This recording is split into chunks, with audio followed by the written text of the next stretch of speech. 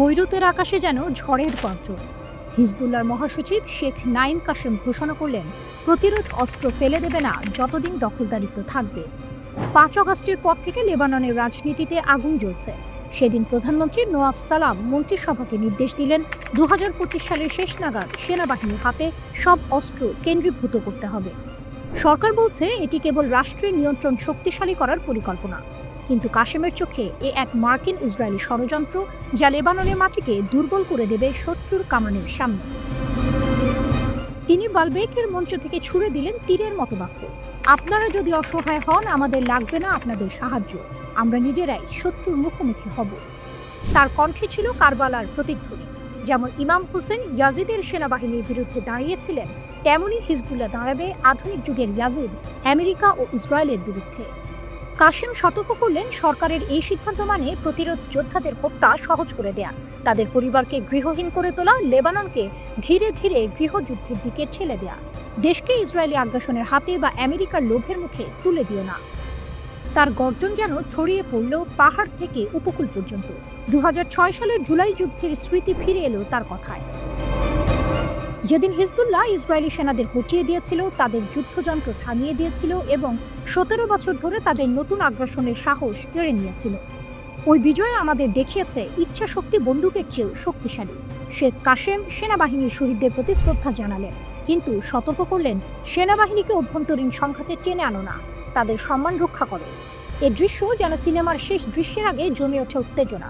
বাইরে ইসরায়েলি ড্রোনের গুঞ্জন, ভেতরে লেবাননের রাজনৈতিক দোলাচল। কাশেমের কণ্ঠ যেন ঢাকের মতো বাজল, যদি সংঘাত চাপিয়ে দেওয়া হয়, আমরা প্রস্তুত, কারবালার মতো লড়ব, জয় আমাদের হবেই। তিনি ফিলিস্তিনের কথা ভুললেন না, ফিলিস্তিন আমাদের দিশারি, গণহত্যা তাদের থামাতে পারবে না, যারা মাটি, রক্ত ও স্বপ্নের মালিক, তাদের বিজয় অনিবার্য।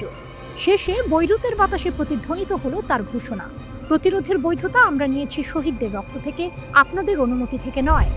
লেবানন যেন এক দ্বিধার মোড়ে দাঁড়িয়ে, এক পথে রাষ্ট্রের আদেশ, অন্য পথে প্রতিরোধের শপথ। কোন পথে যাবে জাতি? এই প্রশ্নের উত্তর মিশে আছে হিজবুল্লাহর দৃঢ় কণ্ঠে, অস্ত্র নামবে না, মাথাও নত হবে না। নাঈম কাশেম ইরানের অব্যাহত সমর্থনের জন্য কৃতজ্ঞতা প্রকাশ করে বলেন, আমরা ইসলামী প্রজাতন্ত্র ইরানের প্রতি কৃতজ্ঞতা প্রকাশ করি, যারা আমাদের অর্থ, অস্ত্র, রাজনৈতিক অবস্থান এবং শহীদদের সাহায্য করেছে। শেখ কাশেম লেবানন এবং ইরানের মধ্যে ভ্রাতৃত্বপূর্ণ সম্পর্ককে এই অঞ্চলে অধ্যবসায় এবং প্রতিরোধের অক্ষ হিসাবে বর্ণনা করেছেন। শেষ পর্যন্ত তিনি স্পষ্ট করে বলেছেন, লেবানন টিকে থাকবে যদি আমরা একত্রিত থাকি, না হলে সব হারাবে, সবই আপনার দায়িত্ব হবে।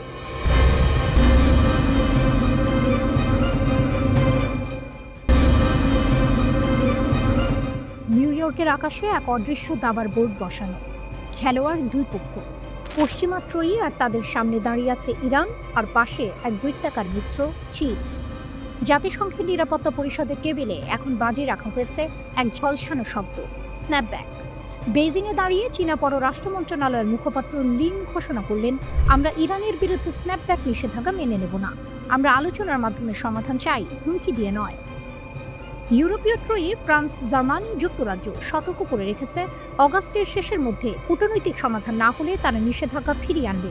তাদের ভাষায় এটাই ইরানকে টেবিলে বসানোর শেষ হাতিয়ার। কিন্তু চীনের চোখে এটা আলোচনার সেতু ভেঙে ফেলার বিস্ফোরক। লিনের কণ্ঠে ছিল কঠিন দৃঢ়তা, নিষেধাজ্ঞা আস্থা বাড়াবে না, বরং আলোচনা ধ্বংস করবে। জাতিসংঘ যা করবে তা যেন নতুন চুক্তি সহজ করে, ভেঙে না দেয়। তার প্রতিশ্রুতি স্পষ্ট, চীন শান্তিরক্ষায় গঠনমূলক ভূমিকা নেবে এবং ইরানের পারমাণবিক প্রশ্ন ফের আলোচনার পথে আনতে লড়বে। এদিকে তেহরানেও এক অন্য দৃশ্য। ইরানের পররাষ্ট্রমন্ত্রী আব্বাস আরাকচি সরাসরি বললেন, আমরা চীন ও রাশিয়ার সঙ্গে একসাথে কাজ করছি এই ষড়যন্ত্র থামাতে, যদি থামানো না যায় আমাদের প্রতিক্রিয়ার জন্য সরঞ্জাম প্রস্তুত। তার চোখে চ্যালেঞ্জের আগুন, যে আগুন ২০১৫ সালের পারমাণবিক চুক্তি JCPOA এর মূল চেতনার কথা মনে করিয়ে দেয়। সেই চুক্তিতে লুকিয়ে আছে স্ন্যাপব্যাক ধারা, যা কার্যকর হলে এক নিমিষে ফিরিয়ে আনা যাবে আগের সব নিষেধাজ্ঞা। পশ্চিমা শক্তি এখন সেই ধারাকে অস্ত্র বানাতে চাইছে, কিন্তু ইরান বলছে ব্রিটেন, ফ্রান্স, জার্মানি আর বৈধ অংশগ্রহণকারী নয়, চীন ও রাশিয়াও এই দাবি সমর্থন করছে, কারণ তারাও জানে যদি আজ ইরান নত হয়, কাল তাদের উপরই নামতে পারে একই ছুরি। জাতিসংঘের বৈঠকের ঘরে এই দ্বন্দ্ব যেন ধীর গতির এক থ্রিলার। এক পাশে পশ্চিমের চাপ, অন্য পাশে ইরান চীনের ঐক্য। রাশিয়া প্রস্তুত, ভেটো হাতে তাদের অবস্থান অটল। লিন স্পষ্ট করে দিলেন, বেইজিং শুধু দর্শক নয়, খেলোয়াড়ও। তাদের লক্ষ্য পারমাণবিক অস্ত্র বিস্তার রোধ করা, কিন্তু তার নামে কোনো দেশের সার্বভৌমত্বে আঘাত নয়। আর ইরানের জন্য এই সমর্থন কেবল কূটনৈতিক ঢাল নয়, এটি এক প্রমাণ যে বিশ্ব এখন আর একমেরু নয়। দাবার বোর্ডে চাল গোনা শুরু হয়েছে। অগস্টের শেষ সীমা যত কাছে আসছে তত বাড়ছে চাপ। পশ্চিমা ট্রয়ি মনে করছে তারা শেষ চেক দেবে, কিন্তু ইরান ও চীনের চোখে এখনো পুরো খেলা বাকি। আর শেষ চাল, সেটা হয়তো ভেটোতেই আটকে যাবে, বেইজিং আর মস্কোর হাতে। জাতিসংঘের করিডোরে হাঁটছে এক প্রশ্ন, এ লড়াই কি নিষেধাজ্ঞার নাকি ভবিষ্যতের বিশ্ব ভারসাম্যের? ইরান ও চীন যেন একসাথে উত্তর দিচ্ছে, আমরা পিছাবো না।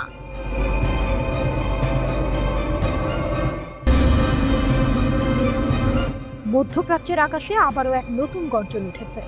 যুদ্ধ আর সংঘাতের আগুনে জর্জরিত ইরান আজ যেন আরও অদম্য, আরও অপ্রতিরোধ্য। ইসরায়েল ও আমেরিকার ক্রমাগত হুমকির মুখে তেহরান তৈরি করেছে এমন এক ঢাল যা শুধু রক্ষার নয়, আক্রমণের জন্যও প্রস্তুত। আর সেই ঢালের সবচেয়ে উজ্জ্বল রত্ন রাস্তাখিজ মিসাইল।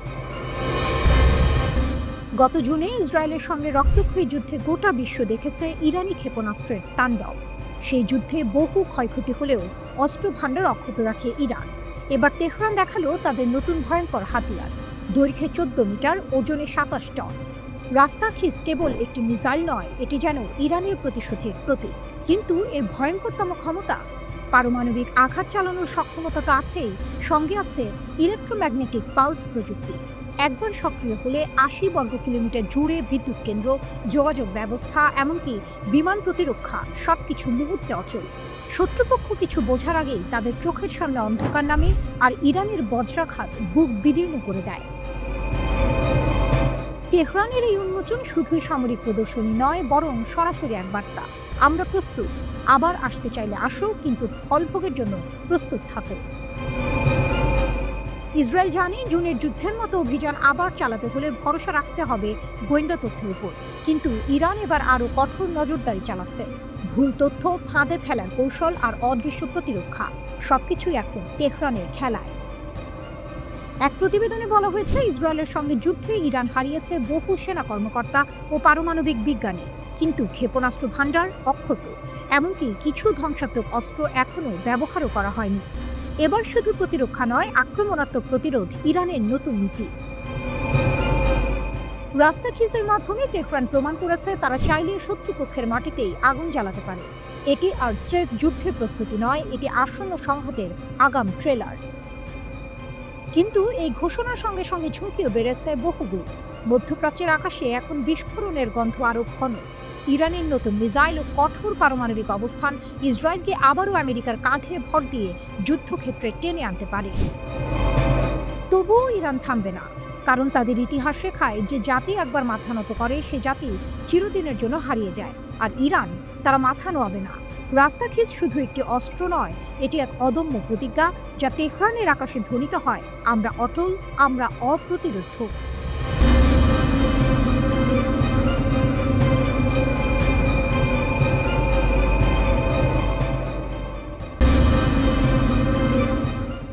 আলাস্কার বরফ গলল না, পুতিনের দৃঢ়তায় ট্রাম্পের অচল অবস্থা। আলাস্কার বরফে ঢাকা মঞ্চে ইতিহাসের এক নাটক মঞ্চস্থ হল।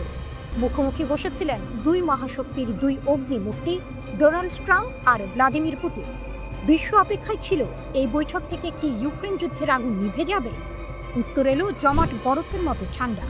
চমক এখানে, ট্রাম্প নরম হলেন, পুতিন হলেন না। বৈঠক শেষে ট্রাম্প হাসলেন, উষ্ণ করমর্দন করলেন, সংবাদ সম্মেলনে বললেন ফলপ্রসূ আলোচনা হয়েছে, কিন্তু বাস্তবে ফলাফল শূন্য। কারণ রুশ প্রেসিডেন্ট পুতিন তার লক্ষ্য থেকে এক চুলো সরলেন না। ইউক্রেনের মাটিতে রাশিয়ার যা চাওয়া তা না পেলে যুদ্ধ থামবে না, এই বার্তা সোজাসুজি দিয়ে দিলেন ক্রেমলিনের নেতা। ট্রাম্প ভেবেছিলেন কূটনৈতিক উষ্ণতায় বরফ গলানো যাবে। উষ্ণ অভ্যর্থনা, হাসি, কথার ঝলকানি সবই সাজানো ছিল। কিন্তু পুতিনের চোখের দৃষ্টি ছিল অন্যরকম। তিনি ট্রাম্পকে বুঝিয়ে দিলেন, এ লড়াই নরম কূটনীতি নয়, এ লড়াই ক্ষমতার, ভূমির, ইতিহাসে। ফক্স নিউজের সাক্ষাৎকারে ট্রাম্প নিজেই স্বীকার করলেন, একটি বিষয়ে আমরা একমত হতে পারিনি। কিন্তু কি সেই বিষয়? উত্তর তিনি দেননি। উত্তর লুকিয়ে আছে ক্রেমলিনের দেয়ালে, ইউক্রেনের ভূমি। ট্রাম্প শান্তির কথা বললেন, কিন্তু শান্তি মানে ছিল ভূমি ছেড়ে দেয়া। জেলেনস্কিকে হাতছাড়া না করেই পুতিনকে সন্তুষ্ট করা যাবে না, এই সত্য ট্রাম্প জানে, তবু উচ্চারণ করেননি। রাশিয়ার শক্তি। পুতিনের দৃঢ়তাই এখন রাশিয়ার প্রকৃত শক্তি। যুদ্ধক্ষেত্রে সেনা আর ক্ষেপণাস্ত্র যতটা ভয়ঙ্কর, কূটনীতিক টেবিলে তার নীরব দৃঢ়তা ততটাই শক্তিশালী। ট্রাম্প তাকে বললেন শক্তিশালী ব্যক্তি, কঠোর নেতা। এই স্বীকারোক্তি প্রমাণ করে দিল পুতিনের সামনে বিশ্বের সবচেয়ে প্রভাবশালী রাষ্ট্রপতিও এক মুহূর্তে অসহায় হয়ে পড়ে। ধাক্কা খেল ট্রাম্পের ভাবমূর্তি। আলাস্কার বৈঠক থেকে বের হয়ে আসা ছবিতে ট্রাম্প হাত নাড়লেন, হাসি দিলেন, কিন্তু ভেতরের গল্প অন্য। যুদ্ধবিরতি ঘোষণা হয়নি, বন্দি বিনিময়ের তালিকা বেরোলেও শান্তির চূড়ান্ত ঘোষণা আসেনি। ট্রাম্প বিশ্বকে জানালেন, আমরা খুব কাছাকাছি পৌঁছেছি, অথচ সত্য হলো পুতিন 1 ইঞ্চিও ছাড়েননি। নাটকীয় সমাপ্তি। সংবাদ সম্মেলনে সাংবাদিকদের প্রশ্ন নিলেন না দুই নেতা, রহস্য জমিয়ে রাখলেন, যেন দর্শক সারিতে বসা বিশ্ব অপেক্ষায় থাকে এই নাটকের পরের দৃশ্য কি হবে। ইউক্রেনের ভবিষ্যৎ এখন এক অদৃশ্য ভারসাম্যে ঝুলে আছে, পুতিনের দৃঢ়তা আর জেলেনস্কির সিদ্ধান্তের মাঝখানে। পুতিন দেখালেন, যুদ্ধ কেবল রণাঙ্গনের বন্দুকের আওয়াজে জয় করা যায় না, বরং দৃঢ়তা, অটলতা আর অস্বীকৃতি আসল অস্ত্র। আর এই অস্ত্রের সামনে ডোনাল্ড ট্রাম্পও এক মুহূর্তে ছোট হয়ে গেলেন। আলাস্কার বরফ জমে রইল। পুতিনের শক্তির কাছে ট্রাম্প গললেন, কিন্তু যুদ্ধের আগুন গলল না।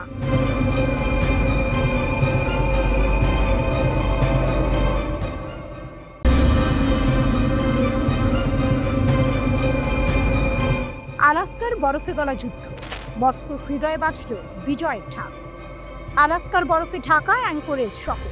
সারা বিশ্ব তাকিয়েছিল এক বৈঠকের দিকে। টেবিলের দুই পাশে মুখোমুখি বসেছিলেন মার্কিন প্রেসিডেন্ট ডোনাল্ড ট্রাম্প আর রুশ প্রেসিডেন্ট ভ্লাদিমির পুতিন। 3 ঘন্টার সেই রুদ্ধশ্বাস বৈঠক শেষ হতেই পৃথিবী জুড়ে শুরু হলো বিশ্লেষণের ঝড়, কিন্তু মস্কোতে সেখানে ঢাক বাজল বিজয়ের। রাশিয়ার প্রভাবশালী রাজনীতিকরা ঘোষণা দিলেন, এই বৈঠক শুধু এক বৈঠক নয়, এটা রাশিয়ার কূটনৈতিক জয়ের প্রতীক, আর ইউক্রেন ও তার ইউরোপীয় মিত্রদের জন্য এক নিঃশব্দ পরাজয়। রয়টার্স জানায়, বৈঠক শেষ হওয়ার পরপরই মস্কোর রাজনীতিকরা আনন্দে উচ্ছ্বসিত প্রতিক্রিয়া দিয়েছেন। আর গার্ডিয়ান লিখেছে, পুতিন কোনো ছাড় দেননি। ট্রাম্প যুদ্ধবিরতির দাবি তুললেও তা প্রত্যাখ্যান করেছেন। তবুও রাশিয়ার ওপর নতুন কোনো নিষেধাজ্ঞা আসেনি। যেন অদৃশ্য এক খেলার মাঠে রাশিয়া হাসছে আর পশ্চিম নীরব।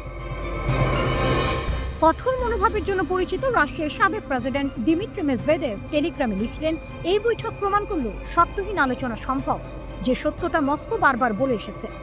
যুদ্ধ যখন ইউক্রেনে তীব্রতর হচ্ছে, তখনই এই দৃশ্য বিশ্বকে চোখে আঙুল দিয়ে দেখালো রাশিয়ার অবস্থান কতটা দৃঢ়। যুদ্ধ যখন ইউক্রেনে তীব্রতর হচ্ছে, তখনই এই দৃশ্য বিশ্বকে চোখে আঙুল দিয়ে দেখালো রাশিয়ার অবস্থান কতটা দৃঢ়। আরেক শক্তিশালী কণ্ঠস্বর, পুতিনের দল। ইউনাইটেড রাশিয়ার আইন প্রণেতা আন্দ্রেই কিসাস। তার ভাষায়, আলাস্কার এই বৈঠক রাশিয়ার দীর্ঘমেয়াদী ও ন্যায্য শান্তির আকাঙ্ক্ষা নিশ্চিত করেছে। এরপর আরও সরাসরি বললেন, এটা রাশিয়ার সফলতা আর ইউক্রেন ও ইউরোপীয় মিত্রদের পরাজয়। যারা এতদিন শর্তহীন যুদ্ধবিরতির জন্য চাপ দিচ্ছিল, তারা আজ কার্যত হাত গুটিয়েছে। কিসাস লিখলেন, বিশেষ সামরিক অভিযানের কাজগুলো সম্পন্ন হবে, চাই সামরিক উপায়ে, চাই কূটনৈতিকভাবে। ইউরোপের নিরাপত্তার নকশা মস্কো এঁকেছে, আর সেটাই সবাইকে মেনে নিতে হবে। এক ধরনের ঘোষণা, এক ধরনের রায়। 3 ঘন্টার বৈঠকে যুদ্ধবিরতি বা শান্তি চুক্তি হয়নি, কিন্তু দুই নেতা মুখে মুখে বললেন, আলোচনা ফলপ্রসূ হয়েছে। তারপর করমর্দন, হাসি আর সংক্ষিপ্ত বিবৃতির পর যার যার উড়োজাহাজে চড়ে ফেরত গেলেন নিজ নিজ দেশে। রাশিয়ার রাষ্ট্রীয় টেলিভিশন চ্যানেল 1 বৈঠকের নাটকীয় দিকগুলো সামনে আনল। লাল গালিচা, করমর্দন, ক্যামেরার ঝলকানি, সব যেন এক রাজনৈতিক থ্রিলারের দৃশ্য। 2022 সালে ইউক্রেনে পূর্ণমাত্রায় হামলার পর পশ্চিমারা যাকে একঘরে করার চেষ্টা করেছিল, সেই পুতিনকে বিশ্ব দেখল অভ্যর্থনার আসনে। আলাস্কা থেকে চ্যানেলের প্রতিনিধি জানালেন, দুই নেতা অনেক বিষয়ে একমত হয়েছেন, তবে সব প্রকাশ করা হয়নি। যেন গোপন অধ্যায়ের ইঙ্গিত, যা হয়তো কাল নতুন নাটক মঞ্চস্থ করবে। যেন গোপন অধ্যায়ের ইঙ্গিত, যা হয়তো কাল নতুন নাটক মঞ্চস্থ করবে। রাশিয়ার সংসদের উচ্চকক্ষের বৈদেশিক সম্পর্ক কমিটির প্রধান কনস্টান্টিন কোসাচভ লিখলেন, এই বৈঠক উভয় প্রেসিডেন্টের জন্য এক যৌথ সাফল্য।